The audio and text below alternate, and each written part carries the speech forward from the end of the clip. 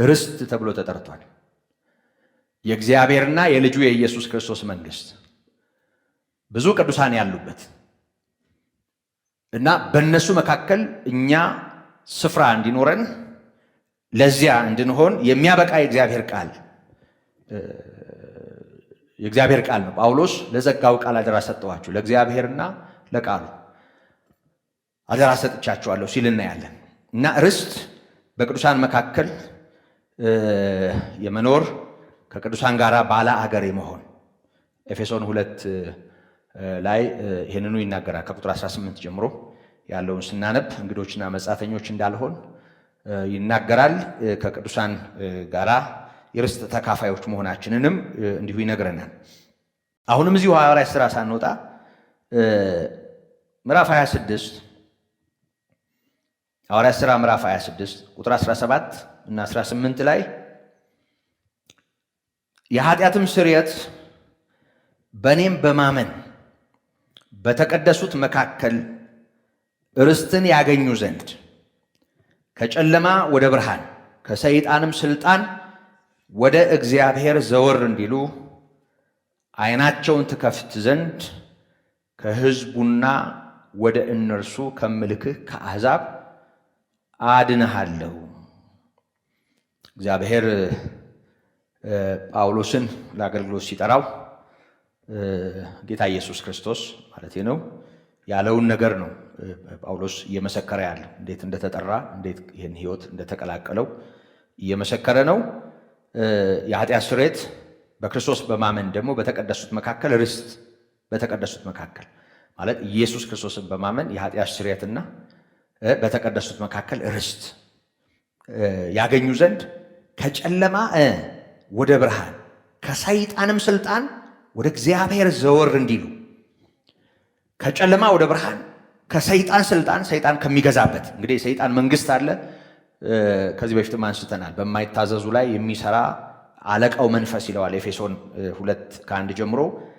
በማያምኑ ሰዎች ላይ የሚሰራ የዚህ ጨለማ ዓለም ላይ ከፍ ያለ የጨለማው ገዢ አለ። ከጨለማው ወደ ብርሃን ከሰይጣን ስልጣን ወደ እግዚአብሔር ዘወር እንዲሉ ዓይናቸውን ትከፍት ዘንድ ከሕዝቡና ወደ እነርሱ ከምልክህ ከአሕዛብ አድንሃለሁ ማለት በምትሄድበት እኔ ከአንተ ጋር ነኝ ማለቱን፣ አድንሃለሁ ከክፎቹ ማለቱን ነው የሚናገረው። የሆነ ሆኖ ለአግሪጳ ይህንን በተናገረበት ጊዜ ጳውሎስ ከቅዱሳን ጋር ርስትን፣ የኃጢአት ስርየት እና ኢየሱስ ክርስቶስን በማመን የሚገኝ ከቅዱሳን ጋር በእግዚአብሔር መንግስት ውስጥ የሚኖርን ሕይወት በተመለከተ ይህን ሊያገለግል ሰዎች ከጨለማ ወደ ብርሃን ከሰይጣን ግዛት ወይም ደግሞ ከሰይጣን ስልጣን ወደ ፍቅሩ ልጅ መንግስት እንዲፈልሱ ይህን ስራ ሊሰራ መውጣቱንና በዚህ ጉዞ ውስጥ እሱ አዝማች መሆኑን፣ እሱ አዳኝ መሆኑን፣ እሱ ታዳጊ መሆኑን መናገሩን እናስተውላለን። አንድ ሁለት ጥቅስ ሊጨምርና ቆላሲስ ምዕራፍ 1 ቁጥር 12 እንዲሁም ቆላሲስ 3:24 ላይ ወደሚቀጥለው ልሻገር። እንደዚህ ይላል፣ ከደስታም ጋር በሁሉ ለመጽናናትና ለመታገስ እንደ ክብሩ ጉልበት መጠን በኃይል ሁሉ እየበረታችሁ በቅዱሳንም ርስት በብርሃን እንድንካፈል ያበቃንን አብን እያመሰገናችሁ። በብርሃን እንድንካፈል ሌላ ብርሃን የለም። ያው ወደ ብርሃን መሻገራችንንና በዚህ ብርሃን ምክንያት ከቅዱሳን ርስት እንድንካፈል ያበቃንን አብን እያመሰገናችሁ በነገር ሁሉ ደስ ልታሰኙ ለጌታ እንደሚገባ ትመላለሱ ዘንድ እንለምናለን ይላል።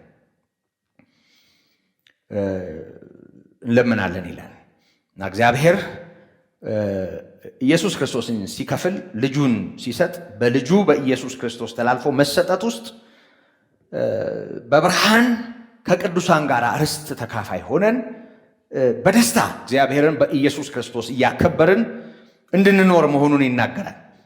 እና ለዚህ እንደሚገባ ሆናችሁ ተመላለሱ ሲል በቃ እናንተ እንደዚህ ናችሁ፣ ክብራችሁ ይሄ ነው፣ ለዚህ በሚሆን ሁኔታ ተመላለሱ። ያ እንዲሆን ደግሞ እኛ እግዚአብሔርን እንለምናለን፣ እንጸልያለን። ይሄ እንድታስተውሉ ማለቱ ነው። ከዚሁ ጋር ምዕራፍ 3 ቁጥር 24ንም እንዲሁ ብናነበው መልካም ነው። ቁጥር 24 ቆላሲስ 3 እንደዚሁ ይላል፣ ከጌታ የርስትን ብድራት እንድትቀበሉ ታውቃላችሁና። ርስት በብድራት ምላሽ፣ ለዚህ ህይወት ምላሽ አለው። እግዚአብሔር ምላሽ አለው እና ምላሹ ምንድን ነው?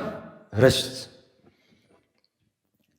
ከጌታ የርስትን ብድራት እንድትቀበሉ ታውቃላችሁና የምታገለግሉት ጌታ ክርስቶስ ነውና። እና ይህን ጌታ ማገልገል ርስት የሚባል ብድራት እጅግ የከበረ ምላሽ የሚያስገኝ መሆኑን ይናገራል። እና ከጌታ ይሄንን በብድራት ትቀበላላችሁ እና የምታገለግሉት ጌታ ኢየሱስ ነው። ጌታ ነው የምታገለግሉት ነው እያለ ያለ መንፈሳዊ ህይወት እንደ እግዚአብሔር ቃል በእግዚአብሔር ፊት መመላለስ ጌታ ማገልገል ነው። ለዚህ ክብር ያበቃንን ጌታ ማገልገል ነው።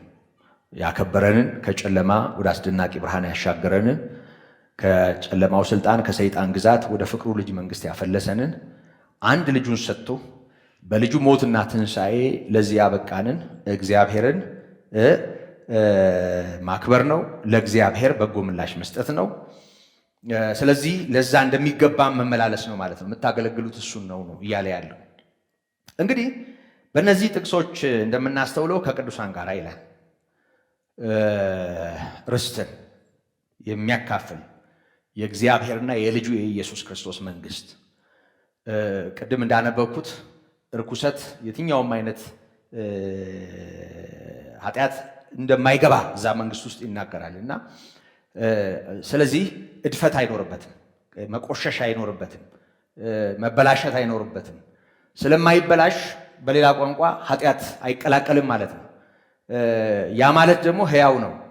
ያ ማለት ደግሞ ቋሚ ነው። ለዛ ቋሚ እውነት እግዚአብሔር አብቅቶናል እና እግዚአብሔር ሊመሰገን ይገባዋል። የኢየሱስ አባት ይመስገን ነው እያለ ያለ እና ርስት ሳትከፍል ማለት ነው። የሊዝም ሳትከፍል የሆነ ነገርም ሳትከፍል ተከፍሎልህ እግዚአብሔር አንድ ልጁን ሰጥቶ በልጁ አማካኝነት በቃ ለዚህ እኮ ተጠርተሃል ነው እያለ ያለው። ለዚህ ነው የተጠራችሁት እናንተ ርስት አላችሁ። የት? በቅዱሳን ዘንድ። ከቅዱሳን ጋር እግዚአብሔር በልጁ በኢየሱስ ክርስቶስ ከቀደሳቸው ከጨለማው ስልጣን ካዳናቸው የእሱ ካደረጋቸው ጋራ በብርሃን ርስትን ልትካፈሉ ተጠርታችኋል። ይሄ ርስት ደግሞ ሕያው ነው፣ አይጠፋም፣ እድፈት የለበትም፣ አያልፍም ነው እያለ ያለ። በምንም አይነት ሁኔታ የማይታጣ አያችሁ፣ ንጉሳችን አይለወጥም። ንጉሳችን ዘላለማዊ ነው። ሁሉ እንደ ልብስ ያረጃል፣ እንደ መጎናጸፊያም ትጠቀልላቸዋለህ፣ ይለወጡማል። አንተ ግን አንተ ነህ፣ ዓመታትህ ከቶ አያልቁም ተብሎ እንደተጻፈ የማያልቅ ንጉሥ ብቻም ሳይሆን የማይጠፋ ተስፋም አለን፣ የማያልፍ ርስትም አለን። ሕያው ነው ተስፋችን። ስለዚህ ለዚህ ነው እግዚአብሔር አንድ ልጁን የሰጠው።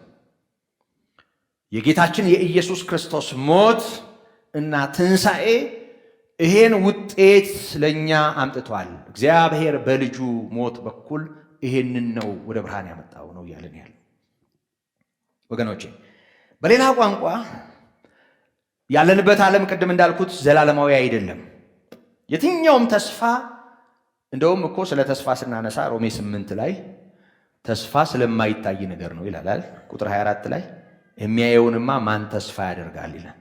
ሲጀመር የሚታይ ነገር ተስፋ አይባልም በመጽሐፍ ቅዱስ ቋንቋ። የሚታይ ብዙ ጊዜ ተስፋ የምንለው ይሆናል ብለን የምንጠብቀው ነገር ነው። ያው ቋንቋ መግባቢያ ነው። አንዳንዱ ለመንፈሳዊ ነገር ብቻ ተብሎ የተፈጠረ ፊደልም ቋንቋም ስለሌለ ቋንቋ መግባቢያ ስለሆነ በሰው ቋንቋ ነው የምንገልጠው የትኛውንም ነገር እና በዚህ አይነት ሁኔታ ተስፋ ስንል ለምሳሌ ተስፋ አለኝ ይሄ እንደሚሆን እንላለን። የዛሬ ዓመት የዛሬ ወር ተስፋ አለኝ ይሄ ይሆናል ብዬ እጠብቃለሁ እንላለን። በቃ ተስፋ ይሆናል ብለን የምናስበውን ነገር ካሁኑ እንግዲህ የምናይበት መንገድ ነው። ከተለያየ ነገር ጋር ሊያያዝ ይችላል። ወገኖች በደንብ አድርጋችሁ ስሙኝ። ይኸውላችሁ ተስፋ ስለማይታይ ነገር ነው። ደመናን አይቶ ሊዘንብ ይችላል ማለት እሱ ተስፋ የሚሆን ይመስላችኋል? በቃ እሱ በተለመደ አይምሯችን በሚያውቀው የተለመደ ልማድ የሚገመት ነገር ነው።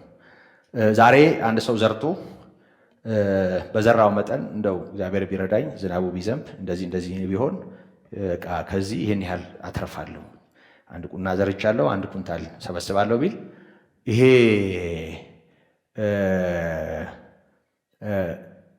መጽሐፍ ቅዱስ የሚለውን ተስፋ ያሟላ። በቋንቋ ደረጃ እኛ ምንግባባበትን ሊሆን ይችላል፣ ግን መጽሐፉ ይውላችሁ ተስፋ ስለማይታይ ነገር ነው ይላል። የሚያየውን ማን ተስፋ ያደርጋል ይልና የማይታየውን ነገር ተስፋ ብናደርግ በትዕግስት እንጠባበቃለን ይላል። ይህን ከማለቱ በፊት ወገኖቼ ከቁጥር 18 ጀምሮ ለእኛ ይገለጽ ዘንድ ካለው ክብር ጋር ሲመዛዘን አሁን ያለው መከራ፣ አሁን ያለው ስቃይ ምንም እንዳይደለ አስባለሁ ካለ በኋላ ፍጥረት ሁሉ ለከንቱነት ተገዝቷል በተስፋ ስላስገዛው እንጂ ይላል። ማለት ፍጥረት ከአዳም ውድቀት ጀምሮ ከንቱ ሆኗል፣ ለከንቱነት ተገዝቷል። ከንቱነት ይዞታል፣ ሞትና በበስበስ ይዞታል። እንኳን ሌላው እኛ የመንፈስ በኩራት እንኳ በዚህ ዓለም እያለን ደክሞን እንቃትታለን ነው የሚለው። እስከ መቼ ድረስ? የሰውነታችንን ቤዛነት እስክናገኝ ድረስ ይላል ቁጥር 23 ላይ። የሰውነታችን ቤዛነት ማለት ይሄ አካል እስከሚለወጥበት ጊዜ ድረስ በዚህ ዓለም እስካለን ድረስ በድካም ልንቃትት እንችላለን፣ ደግሞ ምንቃትታለን ይላል። ምንም ጥርጥር የለውም። በትግል ነው የሚኖረው እዚህ ዓለም ላይ በየትኛውም አቅጣጫ ማለት ነው። ግን ተስፋን በተመለከተ ተስፋ ስለማይታይ ነው ይልና የማይታየውን ተስፋ ብናደርግ በትዕግስት እንጠባበቃለን። አንድ ሰው እንዲህ አይነት ተስፋ ካለው ይታገሳል። እንደ እግዚአብሔር ቃል ይታገሳል። የትኛውንም ነገር ይታገሳል። ልቡ ሰፊ ይሆናል፣ ትከሻው ሰፊ ይሆናል። የሚጠብቀው ነገር አለ። እንኳን ተውት ሌላው ጌታ ኢየሱስ ክርስቶስ መከራን የታገሰበትን እንኳ ሁኔታ ታስታውሱ የለም? ዕብራውያን ምዕራፍ 12 ላይ በፊቱ ስላለው ደስታ ነውርን ንቆ መከራን በመስቀል ታግሶ በእግዚአብሔር ዙፋን ቀኝ ተቀመጠ ይለዋል። ሌላውን ተውት፣ ኢየሱስ የእግዚአብሔር ልጅ እንኳ በፊቱ ስላለው ደስታ ነውርን ንቆ መከራን በመስቀል ታግሶ በእግዚአብሔር ዙፋን ቀኝ ተቀመጠ። አሁን ጌታ ኢየሱስ ክርስቶስ የተቀመጠበት ስፍራ ያለበት ቦታ የትዕግስት ውጤት ነው። አመፃን የመጥላት ጽድቅን የመውደድ በዓለም ያለውን ክፉ ነገር የመተው በስጋዊው ነው እያወራው ያለው፣ በሰውነቱ ነው እየተናገርኩ ያለው። ሰው ሆኗል ጌታ ኢየሱስ፣ ፍጹም ሰው ሆኗል። መከራው እንደ ሰው መከራ ነበረ። ስደቱ እንደ ሰው ስደት ነበረ። ህመሙ እንደ ሰው ህመም ነበረ። ረሃቡ እንደ ሰው ረሃብ ነበር። ሐዘኑ እንደ ሰው ሐዘን ነበር። አዝኗል ጌታ ኢየሱስ። ድራማ አይደለም የሰራው። ወዙ ጠብ እስኪል አለት ላይ እስኪነጥብ ድረስ ነፍሴ እስከ ሞት አዘነች ብሏል። ቃቷል ጌታ ኢየሱስ ለምን ተውከኝ እስኪል ድረስ። ለአባቱ ፈቃድ ፍጹም ራሱን አሳልፎ የሰጠው የሕያው እግዚአብሔር ልጅ ጌታ ኢየሱስ በፊቱ ስላለው ደስታ ነውርን ንቆ መከራን በመስቀል ታግሶ በእግዚአብሔር ዙፋን ቀኝ ተቀምጧል ይላል። አሁን ኢየሱስ የድል ነሽ ቦታ ነው ያለው። የድል ነሽ መከራን በመስቀል የታገሰ ነውርን የናቀ አመፃን የጠላ ጽድቅን የወደደ ስለዚህ ለአባቱ ፈቃድ ፍጹም የታዘዘ በዚህ ምክንያት እግዚአብሔር ያለ ልክ ያከበረው ስለዚህ ሞትን ድል አድርጎ በአብ ቀኝ ያለ ድል ነሽ እንዴ። ራእይ 5 ላይ እኮ የምናየው ምስጋና ድል ነስቷል የሚል እኮ ነው አይደል? አዎ መጽሐፉን ይወስድ ዘንድ ማህተሞቹን የሚፈታ ዘንድ ይገባዋል። ምክንያቱስ አዎ ድል ነስቷልና የድል ነሺ ቦታ ነው፣ የአሸናፊነት ቦታ ነው አሁን ያለበት ስፍራ። ስለዚህ ወገኖቼ ተስፋ የትዕግስት አቅም ነው። ተስፋ የሌለው ሰው አይታገስም። ተስፋ የሌለው ሰው ጌታን ለመተው ከመንፈሳዊ ነገር ለመውጣት ከእግዚአብሔር ጋር ያለውን ነገር ለማበላሸት ምንም ጊዜ ላይፈጅበት ይችላል። ተስፋ የሌለው ሰው በገዛ ሕይወቱም ይፈርዳል። ተስፋ የሌለው ሰው ጨለማ ውስጥ ነው የሚኖረው። ያለ ተስፋ ሰው አቅም የለውም፣ ጉልበት የለውም። ተስፋ ነው እንኳን በሰማይ ላለው ይቅርና በምድር ላይ ላለው ጉዳይ እንኳ ሰው በተስፋ ነው የሚቆመው። ተስፋ የሌለው ሰው ሕይወቱንም ያጣል፣ ብዙ ነገሮችን ያጣል። ስለዚህ ወገኖቼ ሐዋርያው እንደነገረን መጽሐፍ እንደሚለን በዚህ ምድር ላይ ሕያው የሚባል ዘላለማዊ የሚባል ምንም ነገር የለም። ለዘላለም የሚኖር ምንም ነገር የለም። ያለው ነገር ሁሉ ይለወጣል፣ ያልፋል። ሁሉ እንደ ልብስ ያረጃል፣ እንደ መጎናጸፊያም ጠቀልላቸዋል፣ ይለወጡማል። ስለዚህ ሁሉ ይጠፋል፣ ያረጃልም፣ ይቆሽሻል። እንደ ፈካ የሚኖር የለም፣ ምንም የለም፣ ያረጃል። ዛሬ በቀለም በጣም አሳምረ ነው አሪፍ ነው የምንለው ነገር የሚቀጥለው ጊዜም ይፈልጋል። የትኛውም ነገር ይወይባል፣ የትኛውም ነገር ይበላሻል፣ ይበላሻል፣ ይወይባል፣ ያረጃል ብቻ አይደለም ተጠቅሎ ያልፋል። ሁሉ ያልፋል። ስለዚህ ወገኖቼ ሁሉ ለከንቱነት ተገዝቷል ማለት ነው። ከንቱነት ሁሉን ገዝቷል፣ ሁሉን ይዟል፣ ሁሉን ባዶ አድርጓል፣ አቅም አሳጥቷል፣ ሁሉን ከንቱ አድርጓል። ሮሜ 8:20 ላይ ሁሉ ለከንቱነት ተገዝቷል የሚለው ፍጥረት። ሰቆቃወ ኤርምያስ 4:1 ላይ እንደዚህ የሚል ቃል አለ። ወርቁ እንዴት ደበሰ ይላል፣ ጥሩ ወርቅ እንዴት ተለወጠ ይላል። ወርቅ ይደብሳል፣ ይወይባል። በጣም ሲኮላ በአዲስነቱ በጣም የሚያብረቀርቀው ወርቅ ከተወሰነ ጊዜ በኋላ የመዳብ ያህል ይሆናል አይደለም? እንደገና በቃ እሱን እንደገና ማንጻት ይፈልጋል። አይሽ በጣም የከበረ የምንለው ነገር እንኳ በምድር ላይ በጣም የከበረ የምንለው ነገር እንኳ የሆነ ነገር ከጊዜ ጋር ተያይዞ ከዘመን ጋር ተያይዞ ከቆይታ ጋር ተያይዞ ከብዙ ነገር ጋር ተያይዞ ይለወጣል፣ ይበላሻል፣ ይደብሳል፣ ይወይባል፣ ያረጃል። ምንም የማያረጅ ክብር፣ የማያረጅ ከፍታ፣ የማያረጅ ነገር የለም ከፀሐይ በታች። ወገኖቼ እግዚአብሔር በኢየሱስ ክርስቶስ ወደዚህ ዓለም መምጣት ለኔና ለናንተ ተስፋ አድርጎ የሰጠንን መንግስት በተመለከተ ማሰብ አለብን ማለት ነው። ለዛ ነዋ እግዚአብሔር ልጁን የሰጠው። ይሄን በተመለከተ እግዚአብሔርን መባረክ አለብን። እንደኔ አይነቱ ሰው ከቅዱሳን ጋር ባለ አገር ባለ ርስት ከጨለማ ወደ አስደናቂው ብርሃን እንደኔ አይነቱ ሰው በእግዚአብሔር ልጅ መንግስት ውስጥ ቦታ ያለን ስፍራ ያለን ነን ብሎ ማሰብ የምስጋና ርዕስ ነው ወገኖች። አገር አለን፣ ማረፊያ አለን። ይሄንን ማመን፣ ይሄንን ማስተዋል፣ በዚህም እግዚአብሔርን መባረክ፣ እግዚአብሔርን ማመስገን ያስፈልጋል ወገኖቼ። ይሄን በደንብ እናስተውል። እግዚአብሔር ለዚህ ልጁን ሰጥቷል። የእግዚአብሔር ልጅ ኢየሱስ ክርስቶስ ዋጋ የከፈለው ለዚህ ነው። ለዕለት እንጀራችን አይደለም፣ ለሚያልፈው ኑሯችንም አይደለም። ጌታ ፍቅር ስለሆነ ስለሚያዝን በሕይወታችን እጁን እየሰደደ በብዙ መንገድ ሲረዳን እናውቀዋለን፣ ሲያኖረንም እናውቀዋለን። ዋናው ጌታ ኢየሱስ ከሰማይ የመጣው ቂጣና አሳ በርክቶ እዛ ጥብርያዶስ ባህር ዳርቻ የነበሩ ረሃብተኞችን ለማጥገብ አይደለም፣ ወይም ደግሞ በርጤሜዎስን ዓይን አብርቶ ለመባል አይደለም። ጌታ ኢየሱስ ክርስቶስ ወደዚህ ዓለም የመጣው ለዚህ ነው። ስፍራን አዘጋጅላችሁ ዘንድ እሄዳለሁ። ሄጄ ስፍራ ባዘጋጅላችሁ ደግሞ እኔ ባለሁበት እንድትኖሩ ተመልሼ እመጣለሁ። ስለዚህ እወስዳችኋለሁ። ጌታ ኢየሱስ የሰጠን ተስፋ ነው። ለምንድን ነው የሚወስደን? እርሱ ባለበት ከእርሱ ጋር ለዘላለም እንድንኖር። ለዚህ ነው የእግዚአብሔር ልጅ ወደዚህ የመጣው። በልጁ መምጣት እግዚአብሔር ይህንን አድርጎልናል። ስለዚህ እግዚአብሔር ይባረክ። የኢየሱስ ክርስቶስ አባት እግዚአብሔር ይባረክ ይላል። ይኸውላችሁ ከዚህ ጋር ተያይዞ ሳላስታውሰው ማላልፈው ዕብራውያን ምዕራፍ 9 ከቁጥር 15 ጀምሮ እግዚአብሔር ለአብርሃም ከሰጠው ተስፋ ጋር አያይዞ የኔና የናንተን ተስፋ በተመለከተ የተናገረውን ነገር ነው። ዕብራውያን 9 ከቁጥር 15 ጀምሮ እንደዚህ ይላል።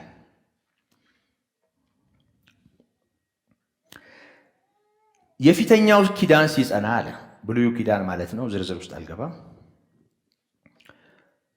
ሕግን የተላለፉትን የሚቤዥ ማለት ሕግ ተላላፊዎችን ገንዘብ የሚያደርግ የራስ የሚያደርግ ሞት ስለሆነ የተጠሩት የዘላለምን ርስት የተስፋ ቃል እንዲቀበሉ እርሱ የአዲስ ኪዳን መካከለኛ ነው ይላል።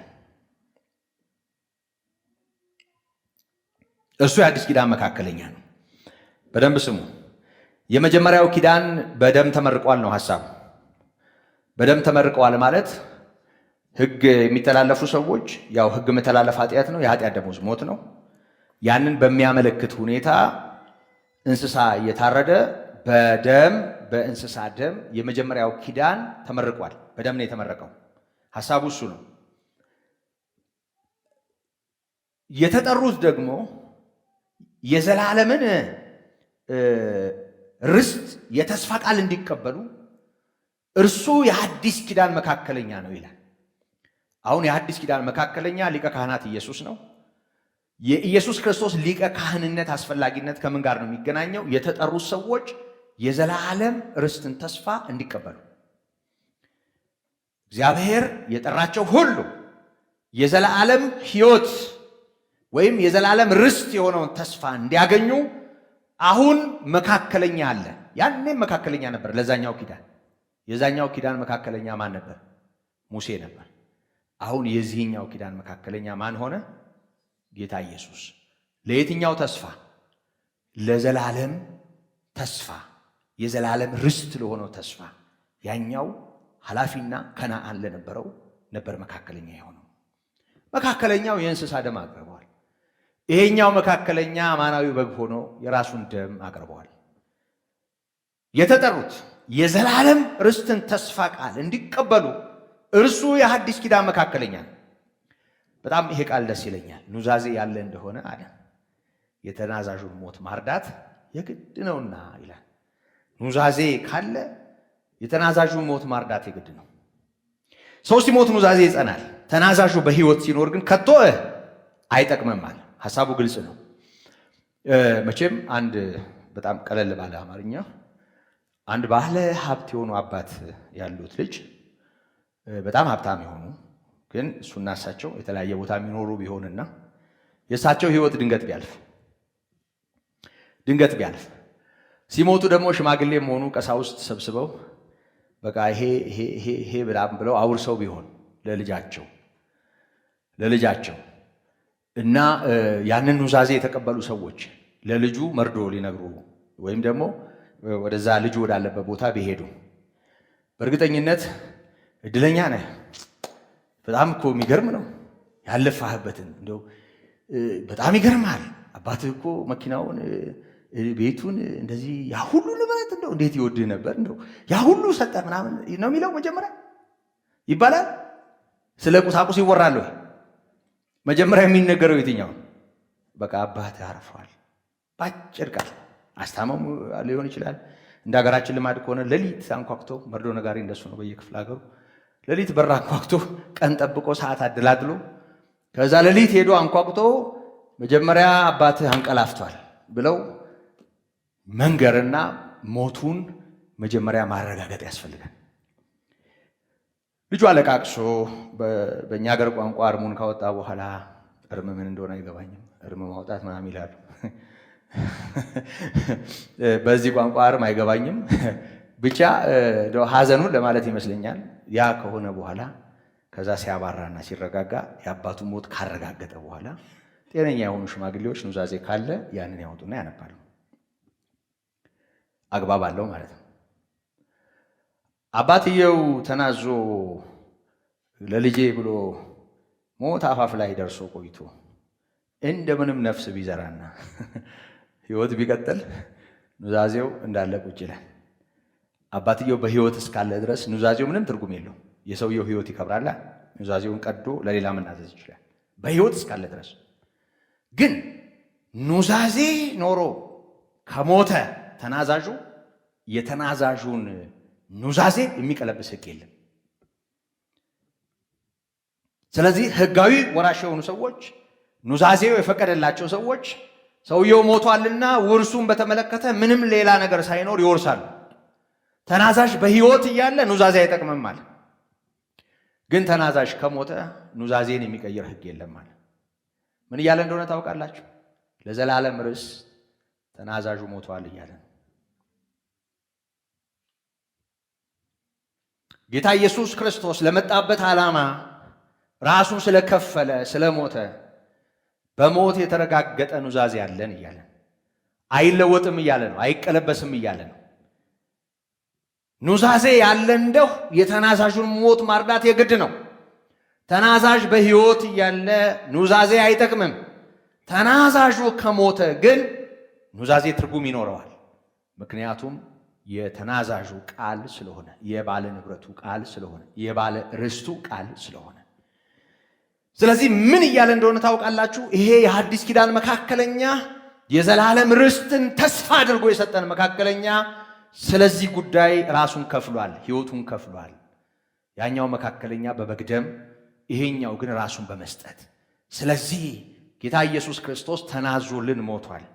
ስለ ሕይወት፣ ያውም ስለ ዘላለም ሕይወት፣ ያውም በሰማይ ስላለ ርስት፣ ስለማይለወጠው የእግዚአብሔር መንግሥት ጌታ ኢየሱስ የነገረንን ሁሉ በሞት አረጋግጧልና ለተናዘዘልን ነገር ስለሞተ ኑዛዜያችንን የሚቀለብሰው የለም እያለ ነው። እዩ፣ እንደዚህ ይላል፣ ሰው ሲሞት ኑዛዜ ይጸናል፣ ተናዛዡ በሕይወት ሲኖር አይጠቅምም። ስለዚህ ፊተኛው እንኳ ያለ ደም አልተመረቀም፣ ያኛው እንኳ ምድራዊው ኪዳን በደም ነው የተመረቀው።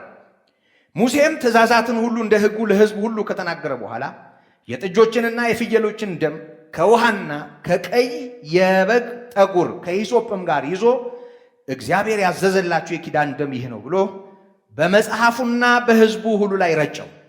ሙሴ ይህንን አድርጓል፣ ረጨው። እንዲሁም ደግሞ በድንኳኒቱና በመገልገያው ዕቃ ሁሉ ላይ ረጨው። እንደ ሕጉም ከጥቂቶች በቀር አብዛኛው የብሉይ ኪዳን አገልግሎት ከደም ጋር የተያያዘ ነው። ከደም ውጭ የሚደረጉ አገልግሎቶች ጥቂቶች ናቸው። ከጥቂቶች በቀር በነገር ሁሉ ያው የደም አገልግሎት እዛ መቅደስ ውስጥ ትልቁን ስፍራ ይይዛል እና እንደ ሕጉም ከጥቂቶች በቀር ነገር ሁሉ በደም ይነጻል፣ ደምም ሳይፈስ ስርየት የለም ይላል። ደምም ሳይፈስ ስርየት የለም። ስለዚህ አሁን ይህን ተስፋ የሰጠን ጌታ የዚህ ኪዳን መካከለኛ ጌታችን መድኃኒታችን ኢየሱስ ክርስቶስ ቀጣዩ አንቀጽ ላይ ከቁጥር 23 ጀምሮ እንዴት አማናዊ መስዋዕት አማናዊ የሆነ ቤዛ ሆኖ ጌታ መቅረቡን ይነግረናል።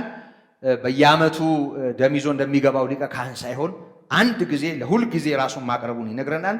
በአጭሩ ወገኖቼ ስለ ርስት ነው እያወራን ያለ ነው። ርስታችንን በተመለከተ ደግሞ የዘላለም ሕይወት ተስፋችን ሆኖ በቅዱሳን ዘንድ ያለ ርስት ተስፋችን ሆኖ አሁን ለምንናገርለት እውነት ይህንን ተስፋ የሰጠን ጌታ ራሱን ከፍሏል። ስለዚህ ወገኖቼ የዘላለምን ርስት የተስፋ ቃል እንዲቀበሉ እርሱ የሐዲስ ኪዳን መካከለኛ ነው ይላል። ይህን ርስት በተመለከተ ጴጥሮስ ምን ይላል? ይህ ርስት በሰማይ ለእናንተ ቀርቶላችኋል ይላል። ሰማያዊ ነው ርስቱ ለእናንተ ይጠብቃችኋል ማለት ቀርቶላችኋል ማለት ለእናንተ የተያዘ ለእናንተ የተዘጋጀ ርስት ነው፣ የሚጠብቃችሁ ነው እያለን ያለ። በሌላ ቋንቋ ምድራዊ አይደለም ማለት ነው። በሌላ ቋንቋ እግዚአብሔር ቃሉንም በመስጠት መንፈሱንም በመስጠት እኛን የሚጠብቅበት ጉዳይ ነው ማለት ነው። ምድራዊ አይደለም፣ ሰማያዊ ነው። ቃሉን ሰጥቶናል፣ መንፈሱን ሰጥቶናል። በዚህ ሁሉ ነገር እግዚአብሔር የእኛን ሕይወት ይጠብቃል።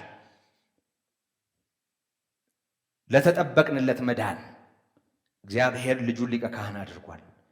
ለርስታችን ለማይጠፋው ርስት እንደ ምሕረቱ መጠን ዳግመኛ ወልዶናል። በዚህ እግዚአብሔር ይክበር ይላል። አሁን ባለንበት ዘመን በክርስቶስ አምነን የዳንን የጌታ የሆንን አሁን ባለንበት ሁኔታ የእግዚአብሔር ልጅነታችንም ሆነ የከበረው ርስት ባለጠግነትም ሆነ ምንም ላይ ይታየን ይችላል። ውጫዊ ምልክት ስለሌለ ታርጋ ስለሌለ ወይ የቤት ቁጥር ምናምን በሰው ቋንቋ ነው እያወራሁ ያለሁት። የሆነ ውጫዊ መለያ ስለሌለ ምንድነው ይሄ ዮሐንስ ያለን ነገር አለ። አሁን ምን እንደምንሆን አልተገለጠም አለ ዮሐንስ በአንደኛ መልእክቱ ምዕራፍ 3 የመጀመሪያው አንቀጽ ላይ አሁን ምን እንደምንሆን አልተገለጠም። እሱ ቢገለጥ ግን እሱ እንዳለ እናየዋለንና እሱ እንድንመስል እናውቃለን ይላል። እና አሁን መንፈሳዊ ሰማያዊ ይሄ ልጅ በሆንበት ክብር መጠን ያለን ነገር አሁን ባለንበት ሁኔታ የተለየ አይደለም። እንደ ማንኛውም ሰው ነው እየኖርን ያለን በምድር ላይ። የሆነ ሆኖ ግን ወገኖቼ በአንደኛ ዮሐንስ ምዕራፍ 3 ቁጥር 1 እና 2 ላይ እንደተጻፈው ጊዜውን አይቼ ነው እነዚህን ጥቅሶች እናንተ ይዋቸው። ምንም የተለየ ነገር ላይ ሆን ይችላል። አሁን በምድር ላይ በሚታየው ዓለም ስርዓት ውስጥ እንደ ማንኛውም ሰው ሊሆን ይችላል ኑሯችን። ቅድም እንዳነበብኩት በሮሜ ምዕራፍ 8 ቁጥር 23 እና 24 ላይ እንደተጻፈው በሁለተኛ ቆሮንቶስ ምዕራፍ 5 ከቁጥር 1 እስከ 4 ባለውም ክፍል እንደተጻፈው አሁን ባለንበት የዓለም ስርዓት ወገኖቼ ከማንም ሳንለይ በብዙ ድካም በብዙ ትግል ውስጥ ልንኖር እንችላለን።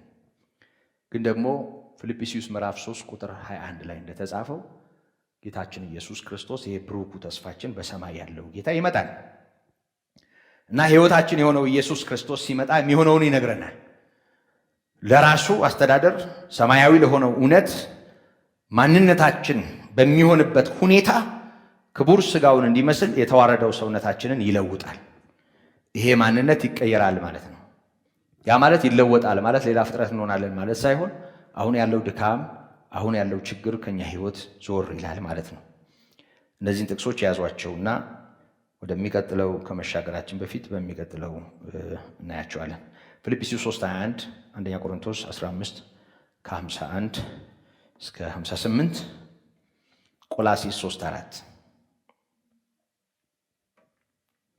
ጠቅለል ባለ ሁኔታ አሁን ባለንበት ሁኔታ ቆላስይስ 3:4 ላይ እንደዚህ ይላል። ስሙኝ። ሕይወታችሁ የሆነ ክርስቶስ በሚገለጥበት ጊዜ በዚያን ጊዜ እናንተ ደግሞ ከእርሱ ጋር በክብር ትገለጣላችሁ። እየሰማችሁ ለአንብቡ እና ምላሽ ስጡ። ሕይወታችሁ የሆነ ክርስቶስ በሚገለጥበት ጊዜ እሱ ይገለጣል። እሱ ሲገለጥ በዚያን ጊዜ እናንተ ደግሞ ከእርሱ ጋር በክብር ትገለጣላችሁ። እግዚአብሔር ይመስገን። እሱ ሲገለጥ ነው የምንገለጠው ማለት ነው። አሁን እንደ ማንኛውም ሰው ነው የምንኖረው፣ በእምነት ነው የምንለየው የጌታ በመሆን በመዳናችን። ግን ሕይወታችን የሆነው ጌታ ሲመጣ እኛም በክብር ስለምንገለጥ እሱ በሚገለጥበት ጊዜ አብረን እንገለጣለን። ይኸውላችሁ አሁን መንፈሳችን ድኗል፣ ልክ ነው፣ ሕያው ሆነናል። ነፍሳችን በጠባቂያችን በረኛችን ቋሚ ጥበቃ ውስጥ ናት። አስቀድሞ እንደ በጎች ትቅበዘበዙ ነበር አለ ጴጥሮስ። አሁን ግን ወደ ነፍሳችሁ ጠባቂና እረኛ ተመልሳችኋል። በሱ ሊቀ ካህንነት በሱ ጠባቂነት ነፍሳችን ትኖራለች። እግዚአብሔር በልጁ በኢየሱስ ክርስቶስ ጥበቃ ውስጥ አድርጎናል። ሰውነታችን ግን ይህ የሚሞተው ይህ አካል የማይሞት የማይበሰብስ የልጁ መልክ መስሎ በክብር የሚገለጠው ጌታ ኢየሱስ ክርስቶስ ሲመጣ ነው፣ ወይም እኛ ስንነጠቅ ነው። እስከዛ ጊዜ ድረስ የተለየን ላንሆን እንችላለን ከማንም። ግን እናስተውል፣ እግዚአብሔር በልጁ በኢየሱስ ክርስቶስ ሞትና ትንሣኤ በጣም የከበረ ርስት ባለጠግነትን ወደኛ ሕይወት አምጥቷል። ርስት አለን ማለት ነው ከቅዱሳን ጋር በእግዚአብሔርና በልጁ በኢየሱስ ክርስቶስ መንግሥት። ያ መንግሥት አይለወጥም። ያ መንግሥት ሕያው ነው። ያ መንግሥት እድፈት የለበትም። ያ መንግሥት አይጠፋም። ለዘላለም የሚሆን የከበረ መንግሥት ነው። እግዚአብሔር ለዚህ ስላበቃን ጴጥሮስ እያለ ያለው ጌታችን ኢየሱስ ክርስቶስን ከሙታን ያስነሳው የጌታችን የኢየሱስ ክርስቶስ አምላክና አባት ይባረክ ነው ያለው። ክብር ለስሙ ይሁን። ስለዚህ እግዚአብሔርን ይባርካል ኢየሱስ ክርስቶስን ስላስነሳው እና ኢየሱስን በማስነሳቱ ደግሞ ይህንን የከበረ ርስት ባለጠግነት ለእኛ ስለሰጠን ነው እያለ ያለው። ምስጋና ለስሙ ይሁን። ስለዚህ ባለ ርስት ነን፣ ባለ ሀገር ነን፣ ባለ ቦታ ነን፣ አለን ክብር፣ ያውም ሰማያዊ፣ በቃ ማያልፍ፣ ማይሸጥ፣ ማይለወጥ፣ ሞትና ጭንገፋ፣ ጦርነትና መፈነቃቀል የሌለበት፣ ይሄ በዓለም ያለው ግርግር የሌለበት ዘላለማዊ የሆነ የርስት ክብር ባለጠግነት በጌታ በኢየሱስ ማይለወጥ፣ ማይናወጥ፣ ማይገረሰስ ክብር ለስሙ ይሁን። ይሄን እግዚአብሔር አድርጎልናል። በእውነት እግዚአብሔር አዳነን ስንል አንዳንዴ ቃል ብቻ ነው የሚመስለን፣ ፊደል ነው የሚመስለን፣ እንዲሁ የትብብር ምስጋና ነው የሚመስለን። እግዚአብሔር በልጁ ይሄን አድርጓል። ኢየሱስን ሲሰጥ፣ እሱን ከሙታን ሲያስነሳ፣ በሱ መነሳት ውስጥ እግዚአብሔር ለሕያው ተስፋ፣ ለማይጠፋ እድፈት ለሌለበት ለማይለወጥ ርስት ነው እንደ ምሕረቱ መጠን ዳግመኛ የወለደን። ስለዚህ ተወልደናል ብቻም ሳይሆን ለዚህ ተወልደናል። ተጠርተናል ብቻ ሳይሆን ለዚህ ተጠርተናል። እግዚአብሔር ለዚህ ነው እኛን የጠራን፣ ለዚህ ነው ልጁን የሰጠው። ክብር ለስሙ ይሁን። ጸልያለን።